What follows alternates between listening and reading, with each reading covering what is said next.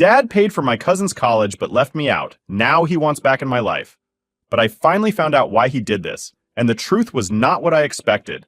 So I'm 28 now, married to my wife, Haley, and we just had our first kid about 2 months ago. A baby boy. We've been together for a while, and having our son was honestly one of the happiest moments of my life. Naturally, we were excited and shared a few photos of him on Facebook. I thought nothing of it at first, just proud to show off my kid. But looking back, I should have known better. I haven't spoken to my dad in almost 10 years, and somehow my relatives took those photos and sent them to him. It's funny how people just can't mind their own business.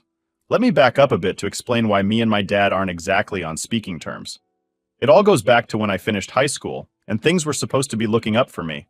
I was ready for college. I had decent grades, not top of the class or anything, but I worked hard, and I was really excited to take the next step. I wasn't expecting a handout, but I figured my dad would at least help me out with tuition, especially since he was doing pretty well for himself. Here's the thing. My cousin Peter, who's only a few months younger than me, was always around growing up. We were basically raised together, and while we were close at times, there was always this weird competition between us. Almost like we were brothers, but not really. The truth is, my dad always seemed to have a soft spot for Peter. I'm not sure when I first noticed it, but it became pretty clear over the years that Peter got the better end of the deal whenever my dad was involved. Now, Peter didn't exactly have an easy life. His parents, my uncle and aunt, were always struggling to keep their cafe afloat. They were decent people, just constantly busy with their business and didn't have much time for him. So my dad stepped in. He'd take Peter out for stuff, help him with school, and was generally more present for him than Peter's own parents. I didn't think much of it back then because, I had my dad full time. It was just me and him since my mom left when I was a baby, so I guess I assumed that made me his number one priority. Boy, was I wrong. High school wasn't easy for either of us, but I worked my ass off to keep my grades up. I was doing all right. Better than Peter, actually. Peter was struggling, especially in math. I spent hours tutoring myself while Peter got help from my dad. There were times I'd look over and see my dad sitting with him at the kitchen table, going over algebra, and I'd wonder why he didn't do that with me. But I let it slide, thinking, well, Peter needs the help more. Things didn't really blow up until after we graduated. That's when the whole college thing came up. I was already stressing about how to pay for it. Like I said, I didn't expect my dad to cover the whole thing, but I figured he'd help me out at least a little bit. I even looked up scholarships and part-time jobs, trying to figure out how to make it all work. Then, my dad drops a bomb on me. We were sitting in the living room one night, and I asked him about college. Just a casual conversation, really. I was ready to talk about what schools I was looking at and what I might major in. But before I even got into it, my dad cut me off and said, Michael, I think you should look into getting scholarships. I'm not going to be able to pay for your tuition. I just sat there, stunned. I didn't know how to respond at first because I wasn't expecting that. It wasn't like my dad was broke or struggling. He was doing well in his job, living comfortably, and I wasn't asking for the world, just some help. So I asked him why. I said, why can't you help me? You know how important college is to me? He shrugged. And that's when he told me something I'll never forget. I'm covering Peter's tuition, he said, like it was no big deal. Like I should have seen it coming. I couldn't believe what I was hearing. I mean, I knew my dad had been helping Peter's family for years. He'd lend them money here and there to keep their cafe running, but this, paying for Peter's college instead of mine, it felt like a slap in the face. I didn't know whether to laugh or scream, so I just sat there, stunned. After a minute of awkward silence, I asked, why him and not me? I'm your son. My dad sighed, like he was tired of explaining it to me, and said, Peter's family is going through a tough time right now. They can't afford to send him to college, and I need to help them. You can get a scholarship or student loans. You'll figure it out. Besides, Peter's like a brother to you. You should want to help him. At that moment, I felt my blood boil. I snapped back, he's not my brother, he's my cousin. Why are you acting like he's your son? My dad's face went cold. He stood up, crossed his arms, and looked at me like I was some stranger. If you're going to have that attitude, maybe it's time you find somewhere else to stay, he said. And that was it. My dad had made his choice. He chose Peter over me, and I was out. I didn't even have time to pack properly. I grabbed some stuff and left, crashing at a friend's place for a while. I had no plan, no idea what I was going to do next, but I knew one thing for sure. I wasn't going to let my dad's decision ruin my life. For the next few weeks, I scrambled to find a way to pay for school. I applied for loans, scholarships, anything I could think of, But without my dad's support, none of it worked out. I couldn't afford tuition, rent, food, all the basics. So I did what I had to do. I dropped out before I even started. College wasn't happening for me. It hurt like hell, especially knowing Peter was off living the dream my dad handed him on a silver platter. That was when I realized my relationship with my dad was never going to be the same. He made his choice, and it wasn't me. From that moment on, I decided I wasn't going to rely on anyone but myself. If my own dad couldn't have my back, then I'd figure things out on my own. And that's exactly what I did. I didn't have a plan. All I knew was I wasn't going back to my dad's place. I felt completely abandoned. It wasn't just about the money anymore. It was the fact that my own dad didn't see me as his priority. He'd made his decision, and that decision was Peter. I wasn't exactly swimming in options. College was out of the picture, and with no backup plan, I had to find work fast. I couldn't just stay on my friend's couch forever, so I started looking for jobs. Problem was, without a college degree, the jobs I could get weren't exactly going to pay the bills. Every job I found either paid next to nothing or expected me to work insane hours for peanuts. I was desperate though, so I took whatever I could find. I ended up landing this temp gig at a warehouse. The pay was garbage, but at least it was something. I'd be working long hours, sweating my ass off, lifting boxes, and doing all kinds of grunt work. The kind of stuff you do when you don't really have any other choice. It sucked, but I didn't have any room to be picky. During this time, my dad tried to reach out. He sent me a couple of texts, nothing too deep, just the usual, "How are you doing?" or "You can come home anytime." But here's the thing. He never mentioned anything about helping me with school. Not once did he say, "Let's figure this out," or "I'll help you with your tuition." It was like that part of the conversation never happened, and I was just supposed to forget about it. Like we could go back to normal without fixing anything. I wasn't having it. I ignored his messages, convinced that if he couldn't even acknowledge what he did, then there was no point in talking. How do you just pretend that you didn't screw over your own kid? I couldn't get over it. Every time I thought about Peter going off to college, living in a dorm, doing the whole campus life thing while I was stuck in a warehouse, it made my blood boil. And my dad was the one who made that choice. But life goes on, right? At least that's what everyone kept telling me. I tried to just keep my head down and focus on work, but it wasn't easy. Every day was a grind. The job was exhausting, and I was barely scraping by.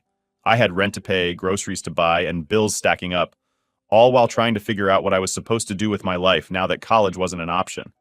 I couldn't see a way out of the hole I was in, and honestly, I started feeling pretty low. It didn't help that I was completely on my own. My dad wasn't there, and neither were my uncle or aunt.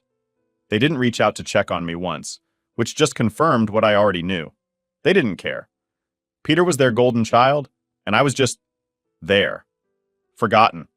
It was like I didn't exist anymore, except when my dad wanted to send a half-assed text pretending like everything was fine. But here's the thing. Even though I felt like crap, I knew I had to keep going. I didn't have a choice. I couldn't just sit around feeling sorry for myself. So I worked my ass off at that temp job, saving up whatever little money I could. I had this mindset that if no one was going to help me, I'd just have to do it myself. I wasn't about to let my dad's decision define my life. After a few months of grinding, I finally got lucky. The company I was working for offered me a permanent position. It wasn't exactly glamorous, but it was stable, and the pay was a little better. It was something, and I was relieved to have at least some stability in my life. The job came with benefits too, which was a big deal for me at the time because I didn't have health insurance or anything like that. So, for the first time in a while, I felt like things were starting to look up, even if it wasn't the life I had imagined for myself. During all this, I was still pissed at my dad, and that anger kept me going in a weird way. I didn't want to prove him right by failing. If he was going to bet on Peter, fine, but I was going to make something of myself, even if I had to drag myself there. I kept my distance from my dad, didn't respond to any of his messages, and didn't look back. I figured, if he couldn't be there for me when I needed him most, then I didn't need him now that I was trying to figure things out on my own. Meanwhile, I started hearing through the grapevine that Peter was doing well in college. He'd send updates to the family about his grades, his new friends, all that college experience stuff I never got to have. And my dad would gush about it to anyone who would listen. Every time someone told me how proud my dad was of Peter, it felt like another punch in the gut. My own dad couldn't even say he was proud of me for holding my life together. But Peter? He was like the second coming of Christ in my dad's eyes. That's when it really hit me. My dad didn't just choose Peter's education over mine. He chose Peter, period. He was more proud of what Peter was doing than anything I had done. And that hurt like hell. I started to feel like maybe my dad never really cared about me the way a dad should. I don't know if he ever did, or if I was just too blind to see it growing up. Either way, it was obvious now. Peter had replaced me, and I had to learn to live with that. I kept grinding at my job, slowly working my way up. It wasn't the most exciting life, but I had a roof over my head, and I was doing it on my own. I didn't need anyone's help, least of all my dad's. And honestly, that started to feel like its own kind of victory. I didn't need to go to college to make something of myself. I was proving that with hard work, you can get by, even when the odds are stacked against you. Still, every time I thought about what my life could have been like if my dad had just helped me out a little, it pissed me off all over again. But I guess that's just part of the deal. You live with the choices people make for you, and you either let them define you, or you figure out a way to rise above it. I wasn't going to let my dad's choice ruin me, even if it meant carrying that anger around with me for a long time. I was determined to keep going, and no matter how much it hurt, I wasn't going to give him the satisfaction of seeing me fail. A few years down the line, things started to change. I was still working at the warehouse, but I'd put in enough time and effort that I wasn't just some temp worker anymore. I'd gotten promoted to a more stable position, and while it wasn't exactly my dream job, it was something I could be proud of. I was finally making enough money to live comfortably, not just paycheck to paycheck like before. It felt like all those long hours, the sleepless nights, and just pushing through had finally paid off. The job came with some decent benefits too: health insurance, a retirement plan, stuff I never thought about back when I was younger. But now it was the kind of security I'd been desperate for. I wasn't rolling in money or anything, but I wasn't drowning in bills anymore, and that made a huge difference. For the first time in a while, I felt like I had some control over my life again. Around this time, I met Haley. It was kind of random, honestly. She was working in a different department at the same company, and we crossed paths in the break room one day. I didn't think much of it at first, just a casual chat over crappy coffee. But one thing led to another, and we started talking more and more until it became something real. We clicked in a way that felt easy, and before long, we were dating. Being with Haley made me realize just how much of my energy I'd been putting into being angry about my dad. She was like this breath of fresh air, someone who made me feel like I didn't have to keep proving myself to the world or carrying around all that bitterness. She didn't care about where I went to school or that I didn't go to school at all. She just saw me for who I was. And for the first time, that felt like enough. Of course, while all this was happening, my dad kept trying to reach out. His texts never stopped, but they were always surface level. Stuff like, "Happy birthday, hope you're doing well," or "Merry Christmas, miss you." But every time I just couldn't bring myself to respond. It's not that I didn't think about it. I'd stare at those texts for a while sometimes, wondering if I should just let it go and reach back out. But then I'd remember how he never apologized, never even acknowledged what he did, and all the anger would come flooding back. It's funny because by this point, I wasn't struggling anymore. I wasn't the broke kid who had to drop out of college and work whatever temp job I could find. I was doing okay. Better than okay, actually. I had a stable job, my own place, and Haley, who made everything in life feel brighter. But none of that erased the fact that my dad had chosen Peter over me when it really counted. I don't think anything could erase that. Speaking of Peter, I heard bits and pieces about him through the family grapevine. He'd graduated college and gotten a job, but from what I gathered, it wasn't the high-paying career my dad had probably envisioned for him. Apparently, he was struggling a bit, not making much money and living in a small apartment with his girlfriend. I'd be lying if I said it didn't feel like some kind of justice. Here I was, the kid who got left behind, and I was doing better than the golden child my dad had poured all his support into. It wasn't like I was keeping tabs on Peter, but people talk.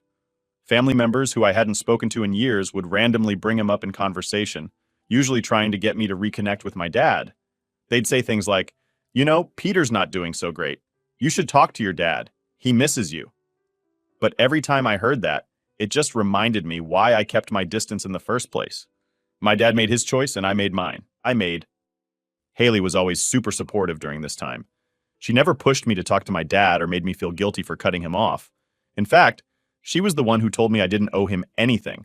That was a game changer for me because, up until then, I'd always felt this pressure to eventually forgive him, like it was something I had to do because he was my dad. But Haley helped me see that I wasn't responsible for fixing the mess he created. That mindset shift made a big difference in how I approached my life. I stopped feeling like I was waiting for my dad to come around or for some magical moment where everything would get resolved. Instead, I focused on what I had in front of me: my job, my relationship with Haley, and the life we were building together. And things just got better from there. After a couple of years, I proposed to Haley. It wasn't some big elaborate thing. We weren't those people who needed a fancy dinner or an Instagram-worthy proposal. I just took her to a park we used to walk through on our lunch breaks, and I asked her. She said yes, of course, and we got married a few months later in a small ceremony. Just close friends and a few family members. It was perfect. And I didn't think about my dad once that day. Our life together was simple, but it was ours.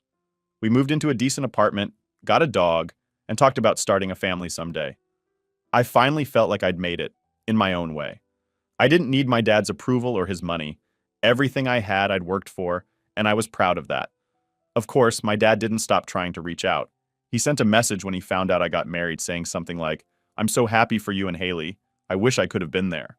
It was almost laughable to me because, again, no mention of an apology. No acknowledgement of what went down between us. Just him acting like he should have been part of my life all along. I didn't respond. I didn't see the point. How do you let someone back in when they don't even recognize the damage they caused? It wasn't just about the money or the college thing anymore. It was about the fact that he never saw me as his priority, and nothing had changed in all the years since. So I kept living my life.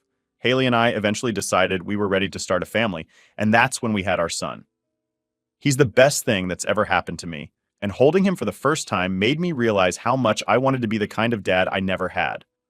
I'm not perfect, and I'm sure I'll mess up sometimes, but I know for sure I'll never make my kid feel like he comes second to anyone else. A few days after we posted the pictures of our son on Facebook, my phone rang. I looked at the screen and saw my dad's name pop up. It was like the universe was testing me. I hadn't spoken to him in almost 10 years, and suddenly, there he was, reaching out after seeing pictures of my son.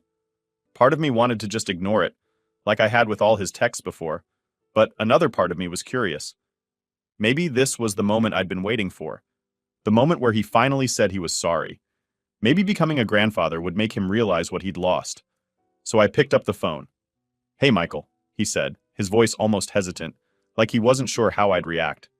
I stayed quiet for a second, waiting to see what he'd say next. He kept talking, going on about how much he missed me, how hard it's been not being in my life, and how he felt bad for not being at my wedding.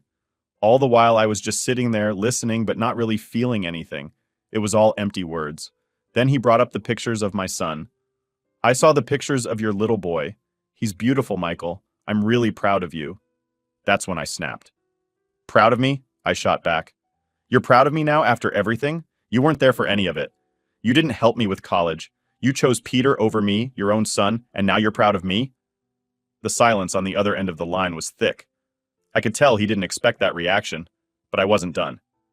"You've never even apologized for what you did," I continued, my voice rising. "You threw me aside like I didn't matter, and now you want to come back into my life like nothing happened?" He started to respond, but I cut him off. "You know what? Maybe Peter is your real son. You treated him like one all those years. Maybe you and Aunt Susan were more than just family." I threw it out there, more to hurt him than anything else. I didn't believe it, not really. I just wanted him to feel as crappy as I did. But here's the thing. I expected him to get mad, to yell back, to defend himself. Instead, there was this long pause on the other end of the line, and when he finally spoke, he sounded confused. "Michael, what are you talking about?" he said, almost like he was struggling to process what I'd just said. His reaction caught me off guard. I was waiting for him to blow up, but instead, he sounded lost. For a second, I thought I might have hit something real, something I wasn't supposed to know. "Don't play dumb with me," I said, but my voice had lost some of its edge. I was starting to wonder if I'd just stumbled onto something bigger. "I see how you've always treated Peter like your favorite. Maybe there's a reason for that." There was another long pause, and I could hear him breathing like he was trying to figure out what to say. "Michael, that's not true," he said quietly. I don't know why you'd think that." But the way he said it, the hesitation in his voice, it didn't sit right with me. Suddenly, I wasn't so sure I'd just made it up. I'd thrown that out there to hurt him, but his reaction wasn't what I expected. It was like he was genuinely confused, but at the same time, it felt like maybe there was something there that even he hadn't considered. I didn't know what to do with that. I'd been so sure of what I was saying, so sure that I was just lashing out, but now I wasn't sure of anything. The thought that my dad could have been cheating with his brother's wife was something I hadn't really believed until that moment. But now I couldn't shake the feeling that maybe there was more to the story. "You don't know, do you?" I said, half accusing, half questioning. "Maybe you've been lying to yourself this whole time." "Michael, that's enough," he said, his voice more firm now. "I don't know what's going on in your head, but that's not what happened. I loved your mom, and I would never do something like that to my brother." But the damage was done. His confusion, the way he stumbled over his words, it planted a seed of doubt in my mind. I wasn't sure what to believe anymore. I didn't trust him, not after everything. But now there was this nagging thought in the back of my mind that maybe I'd uncovered something real. "I don't even know what to believe anymore," I muttered. "But I do know one thing. You still haven't apologized for any of it. For choosing Peter over me. For making me feel like I didn't matter." "I'm sorry," he said quickly, almost too quickly. "I'm sorry you feel that way." I hated that phrase. Sorry you feel that way. It wasn't an apology. It was just another way of deflecting responsibility. I let out a bitter laugh. "That's not an apology, Dad. That's just you trying to avoid the truth." He tried to say something else, but I'd had enough. "Look," I said, cutting him off, "I don't know what's real anymore, and honestly, I don't care. The fact is you hurt me. You made your choice a long time ago, and it wasn't me." "I want to make it right, Michael," he said, almost pleading now. "I don't know how, but I want to." I didn't know what to say to that. I was still reeling from the thought that maybe, just maybe, my dad's connection to Peter was deeper than I'd ever realized. But even if that wasn't true, it didn't change the fact that my dad had failed me. I didn't need him in my life to remind me of all the ways he'd let me down. "I need time to think," I said finally. "I don't know if I can trust you. Not after everything. I'm not saying it's impossible, but don't expect anything soon." We ended the call not long after that, and I sat there for a long time, staring at my phone, trying to make sense of what had just happened. Did I really believe my dad had cheated with his brother's wife? I wasn't sure. But his reaction had opened a door I wasn't ready to walk through. All I knew for sure was that things were even more complicated than I thought. Update. After that call with my dad, I couldn't shake the feeling that maybe, just maybe, what I said wasn't completely off base. It started as me trying to hurt him, throwing out the accusation that Peter might actually be his son. Not just my cousin, but the way he reacted, hesitant, confused. It was like he didn't know how to respond, and that got to me. I hadn't spoken to my dad in almost a decade, so maybe I didn't know everything about him anymore. Could there be some truth to what I said? I'm not in contact with my dad, and I don't go to family gatherings, so figuring this out wasn't going to be as simple as talking to people face to face. I started digging into memories instead, thinking back on things that hadn't crossed my mind in years.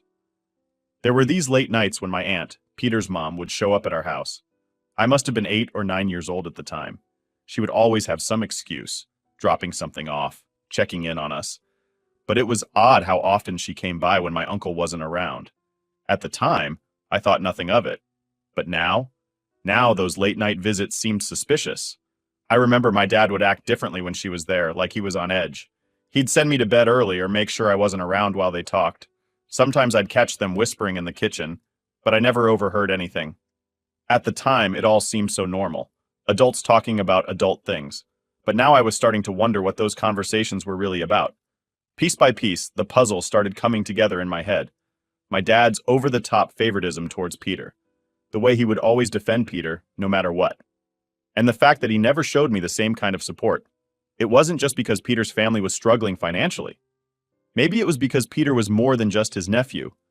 I started looking for anything that could give me a clearer picture. I dug through old family photos, trying to spot something, anything that could confirm my suspicion. I even reached out to a couple of old family friends, subtly asking about those years when my aunt used to come by the house. I didn't ask directly, of course. I didn't want to raise any red flags, but no one had any answers. Everything seemed to point back to the same place. I was on my own in figuring this out. The more I thought about it, the more it all added up. I remembered a time when my dad went out of his way to defend Peter, even when Peter was clearly in the wrong. We were teenagers, and Peter had gotten into some trouble at school. Nothing major, but enough that we both got punished. My dad's reaction was bizarre. He wasn't angry at Peter like I thought he would be.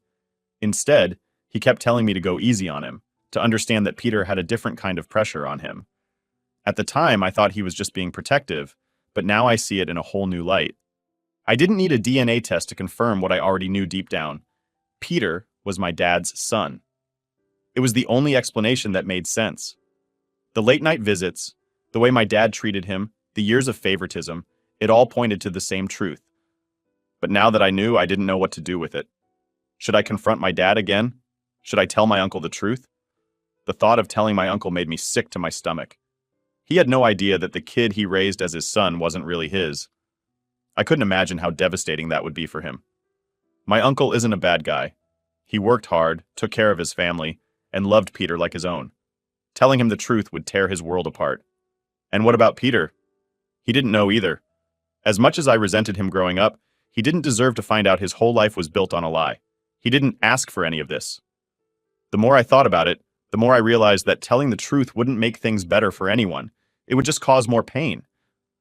For now, I've decided to keep it to myself. I don't know if that's the right choice, but it's the one I'm going with. Maybe one day I'll tell my uncle. Or maybe I'll take this secret to my grave. But right now, I don't see the point in blowing up everyone's life over something that happened years ago. My relationship with my dad is already broken, and knowing the truth isn't going to fix that. It's a heavy burden to carry, knowing that Peter is my dad's son and that no one else knows the truth. But what good would it do to tell them? My dad made his choices and I've made mine.